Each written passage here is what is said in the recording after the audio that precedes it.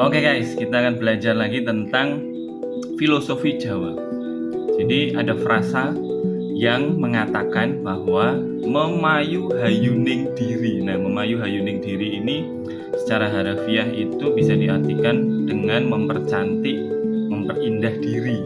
Tapi pastinya maknanya akan lebih luas. Kenapa? Karena mempercantik dan memperindah diri itu secara holistik, fisik, mental, dan spiritual. Fisik itu menjaga fisik dengan olahraga, mental itu terkait dengan ketahanan mental, lalu spiritual hubungan kita dengan Tuhan. Frasa ini juga mengingatkan kita bahwa setiap individu itu punya tanggung jawabnya sendiri terhadap hidupnya, terhadap peningkatan kualitas hidupnya.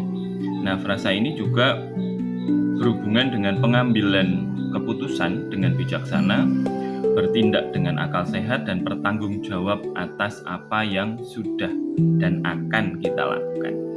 Frasa ini juga berhubungan dengan nilai-nilai budaya Jawa yang menekankan kehalusan budi pekerti, kesopanan, dan harmoni terhadap diri sendiri dan alam semesta.